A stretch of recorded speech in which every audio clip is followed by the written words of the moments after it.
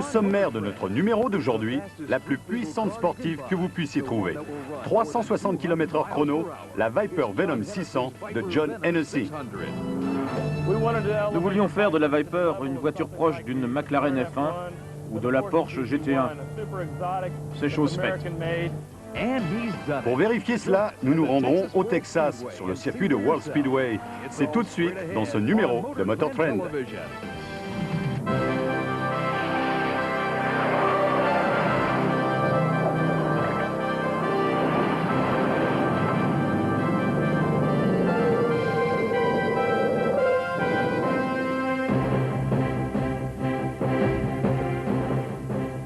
Bonjour et bienvenue dans ce numéro de Motor Trend. Il y a une nouvelle venue dans la catégorie des sportives.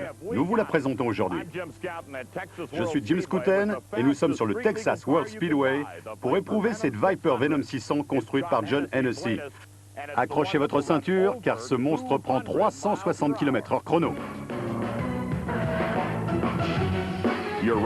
John Hennessy est au volant, à près de 290 km/h. Il reste encore sous la pédale, de quoi exploiter à fond ce circuit de 3 km 200. Mais sur notre circuit privé de 12 km, cette Venom 600 a pu atteindre la vitesse phénoménale de 377 km/h. C'est la dernière création de Hennessy Motorsports implantée à Houston. Cette firme s'est spécialisée dans la préparation de bolides en tout genre, y compris les voitures de NASCAR. Les clients viennent des 4 coins des États-Unis et certains n'hésitent pas à nous les envoyer juste pour installer un hardtop. Mais la majorité viennent pour les chevaux. Lorsque les 450 d'origine ne suffisent plus, un réglage de distribution et un échappement maison permettent un gain de 50 chevaux. On peut aussi sortir le grand jeu, comme le montrent ces images, distribution et arbre à cam, compétition. La distribution sur tous les moteurs est la partie la plus sensible. C'est une question de rendement. Il y a un équilibre à trouver entre les soupapes, l'arbre à cam et l'échappement. Il faut de plus que les soupapes s'ouvrent au maximum pour un bon remplissage. Et ça, c'est ma spécialité. Tout commence par le polissage du conduit du collecteur d'admission. Le vilebrequin est modifié pour obtenir une course plus longue, permettant une augmentation de la cylindrée. Tout cela conduit à ce résultat, la Viper Venom 600. On a obtenu 546,3 chevaux sur le banc d'essai, un régime de 5600 tours minute. Un couple de 94 mètres kilos à 4300 tours minute. Et en pourcentage par rapport à l'origine? On a une perte de 15% à cause des pneus, bien sûr, ainsi que de l'aileron arrière, utile pour la tenue de route. Et sur le banc d'essai, on n'a pas le vent, bien sûr. Vous avez déjà atteint 600 chevaux? Oui, 602 chevaux, exactement. Mais la préparation Hennessy ne s'arrête pas au moteur. Il faut aussi compter avec le kit carrosserie, les freins surdimensionnés, ainsi que les jantes magnésium en 3 parties. Le bouclier avant est en fibre de carbone et son profil aérodynamique apporte beaucoup aux performances. Quant au béquet arrière, il est là pour stabiliser la voiture lorsqu'elle évolue à près de 360 km/h, ce qui s'avère très utile, croyez-nous. Nous nous efforçons de fournir un kit complet et très homogène pour atteindre ces performances, qui nécessitent une stabilité parfaite, des appuis aérodynamiques très pointus. Tout cela pour obtenir une sécurité totale à 360 km/h.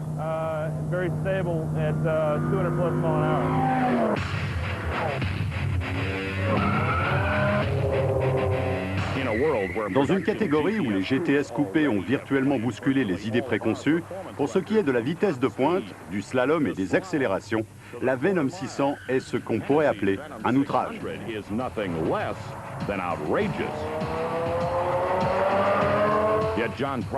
John est fier de produire des bolides qui sont homologués pour circuler comme n'importe quelle berline classique. Même si l'on doit prendre garde à préserver le spoiler et son permis de conduire, c'est une voiture avec laquelle on peut se faire des amis. Heureusement que nous ne les avons pas rencontrés avant. Dès qu'on s'arrête, les curieux se précipitent sur le moteur, et même à l'intérieur. Je vais en toucher un mot à mon banquier. Chérie, je vends la maison. Richard Cates a apprécié le cuir Connolly, la fibre de carbone du tableau de bord et surtout les sièges baquets Simpson équipés de harnais reliés à l'arceau de sécurité. Quant à nous, ce sont les chiffres qui nous séduisent lorsqu'on les compare aux autres sportives. De 0 à 100 km/h en 3 secondes 7. Quant aux 400 mètres, il est abattu avec une seconde de moins que la version d'origine, soit 11 secondes 5 à près de 207 km/h. C'est bien meilleur que tout ce que vous pouvez acquérir à l'heure actuelle. Quant au prix, la Venom 600 vaut 2 Viper, soit 900 000 francs, ce qui est bien moins cher que certaines italiennes, dont la Venom ne ferait qu'une bouchée. Nous voulions donner à la Viper les performances d'une McLaren F1 ou d'une Porsche GT1 pour obtenir un bolide américain à 100%, et surtout plus accessible financièrement. Malheureusement, cette voiture n'est pas aussi accessible que cela, mais saluons quand même le travail accompli par John et sa contribution à la compétition américaine où l'on verra bientôt cette Viper Venom 600. La question qu'on se pose, c'est à quoi John et son équipe vont s'attaquer, maintenant qu'ils ont franchi la barre des 360 km/h. Bonne question. Et si l'on écoute John Herman, je crois qu'on peut s'attendre très bientôt à une Viper Venom 650 et peut-être 400 km/h. On parie? Paris tenu.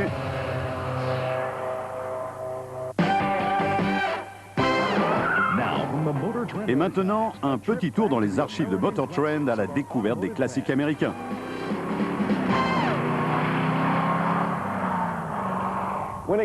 Quand on parle de Cobra, on sait ce que cela évoque. Admirez un peu celle-ci. C'est une Ford Torino Talladega de 69. Elle porte le nom du circuit sur lequel nous sommes ici, en Alabama. Sous le capot de cette voiture, on trouve le fameux 428 cubic inch, soit un V8 de 7 litres. Il s'agit d'une version limitée à un petit nombre d'exemplaires.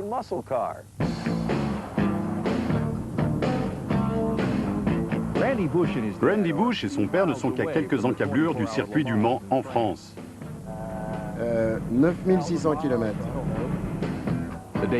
Le circuit Daytona est un peu plus près. Daytona, c'est à peu près à 1000 km d'ici. Mais le circuit de Talladega, c'est 170 km seulement. Alors pourquoi ne pas réunir le circuit et celle qui porte son nom? Papa, Oui, où on va? tu verras, c'est pas loin.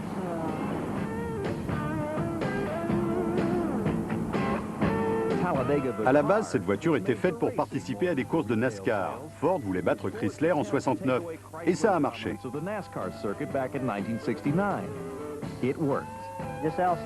À l'intérieur de l'Alabama Motorsport Museum, on peut admirer la voiture avec laquelle Donnie Allison courait en 69, la numéro 27. C'est le modèle original. La Talladega et sa consoeur, la Mercury Cyclone Spoiler 2, ont remporté 2 des plus fameuses courses automobiles en 1969. Il s'agissait de la première version homologuée du 428, délivrant la bagatelle de 335 chevaux. Les designers étaient partis d'une Torino rallongée à l'arrière et pourvue d'une calandre spécifique. Les ailes arrière étaient originales, tout comme le sigle T qu'on retrouve sur le bouchon de réservoir. L'appellation Talladega sur les garnitures intérieures indique dans quelle voiture vous êtes assis. Vous pouvez voir quel était le design intérieur d'une sportive de cette époque et son côté très spartiate. Alors, si on allait faire un essai? C'est une bonne idée.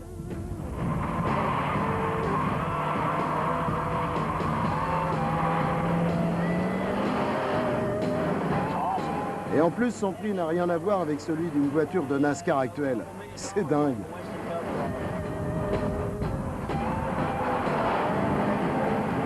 C'est génial. Piloter une Talladega ici sur ce circuit qui porte son nom.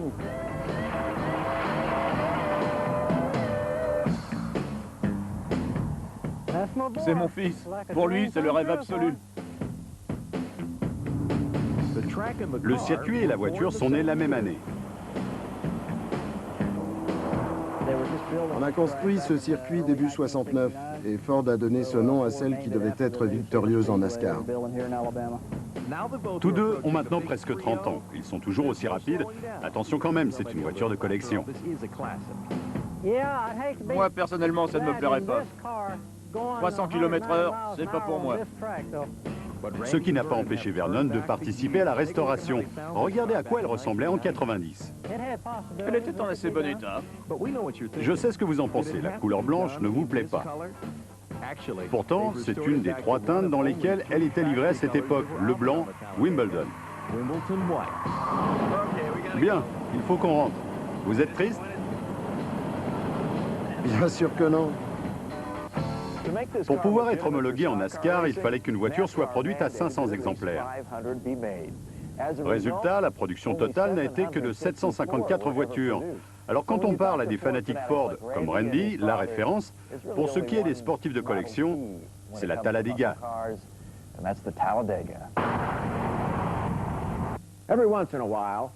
Nous avons l'habitude de vous présenter des accessoires assez innovants. Et Tridon, un fabricant d'accessoires mondialement connu, mérite que l'on s'attarde sur son nouveau-né, le Teflon Blade.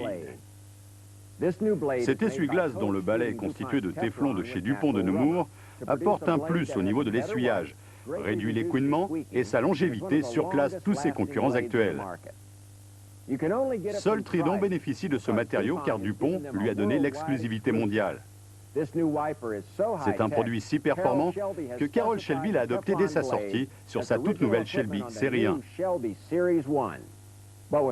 Néanmoins, cet accessoire est disponible pour toutes les voitures actuelles pour environ 45 francs pièce, un tarif très raisonnable compte tenu du gain apporté par cet essuie-glace. Voici maintenant un accessoire très ingénieux. C'est le Pop Unlock Tailgate Lock. Il s'agit d'une fermeture à clé pour les haillons arrière de pick-up, qui n'en sont pas équipés d'origine, ce qui est très fréquent. L'installation ne nécessite aucun outillage. Vous le mettez en place, comme ceci. Son prix, 240 francs, une très bonne affaire. Au registre des produits d'entretien destinés à protéger votre investissement, voici le Carpet Stain Remover. Avec ce produit, vous viendrez à bout de toutes les taches de votre moquette, même les plus résistantes. Vous vaporisez, puis vous tamponnez avec un chiffon, pas besoin de frotter. Vous trouverez ce nettoyant chez tous les bons accessoiristes pour environ 25 francs l'unité. Je suis Michael Brockman et c'est tout pour notre séquence accessoires. Et maintenant, notre guide du consommateur.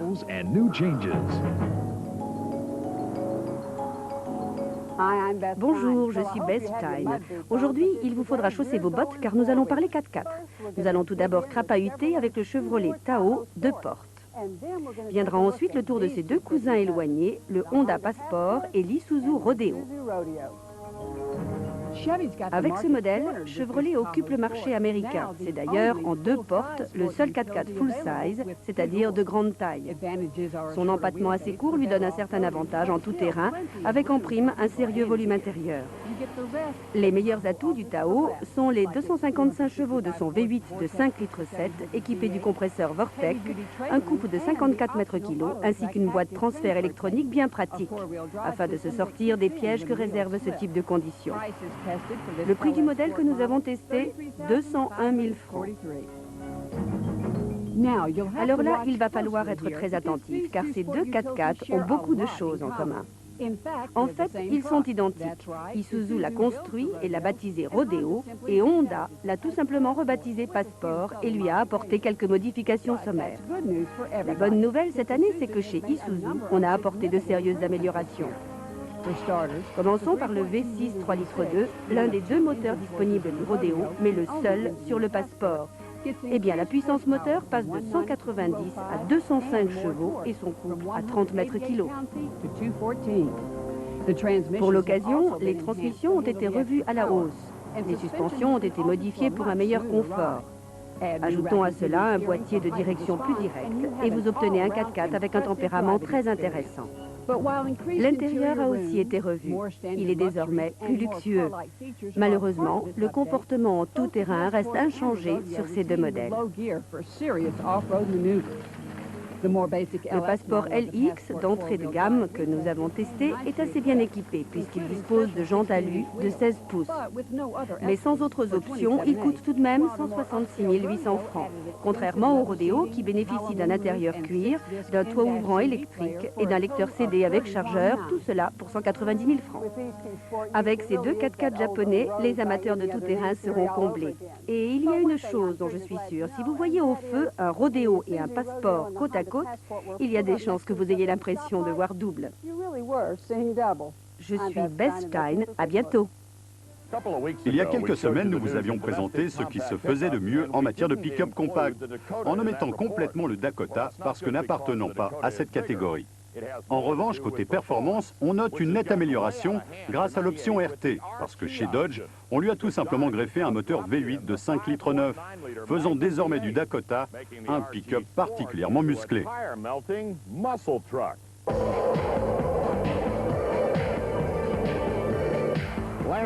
C'est en 97 qu'est apparu le Dodge Dakota, premier pick-up compact équipé d'un V8 en option. Cette année, Dodge nous propose le pack RT, disponible sur la version courte du Dakota. Ce pack consiste en un intérieur plus agréable, ainsi qu'un volant recouvert de cuir. Le tableau de bord, lui, reste d'origine.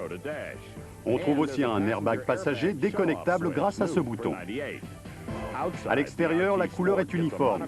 On peut apercevoir des antibrouillards et côté pneumatique, des Goodyear 255 55 par 17 montés sur de superbes jantes aluminium du meilleur goût.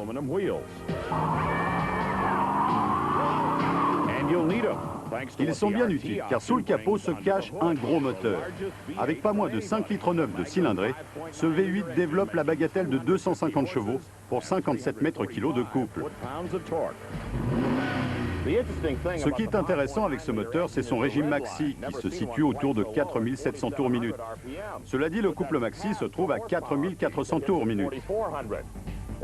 Aucun doute, ce V8 est brillant par son couple, et en plus, quelle sonorité. Écoutez.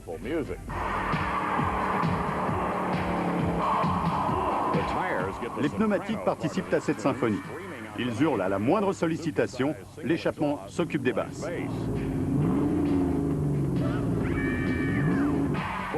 Appuyez à fond et vous repeindrez littéralement le bitume. On saura que vous êtes passé par là. Avec cette méthode, vous passerez de 0 à 100 km/h en 6 secondes 9. Quant aux 400 mètres départ arrêté, comptez sur 15 secondes 4 à près de 133 km/h. Et ça n'est pas tout. Grâce aux pneumatiques et au pack suspension RT, la tenue de route est stupéfiante. Collé à la route, ce Dakota a passé l'épreuve du slalom avec autant de brio qu'une BMW 540i. Malgré cela, il n'a pas perdu pour autant son côté utilitaire. Sa capacité de chargement et son potentiel de traction restent inchangés. Vous pouvez tranquillement partir au travail tous les jours et le week-end venu, offrez-vous ce genre de plaisir. Quant à son prix, c'est aussi une performance. Le Dakota RT que nous avons testé vous sera facturé 115 200 francs. Alors, quel pick-up peut prétendre passer de 0 à 100 en 6 secondes 9 avec la tenue de route d'une BMW 540i? Et surtout à 115 000 francs. Qu'attendez-vous pour en parler à votre femme? Allez-y sans hésitation, avec ce Dakota RT, Dodge frappe vraiment très fort. Et ça n'est pas nous qui nous en plaindrons. Bien, je vais encore faire quelques tours sur ce superbe circuit. Nous voici parvenus au terme de notre émission d'aujourd'hui. À bientôt dans notre prochaine émission.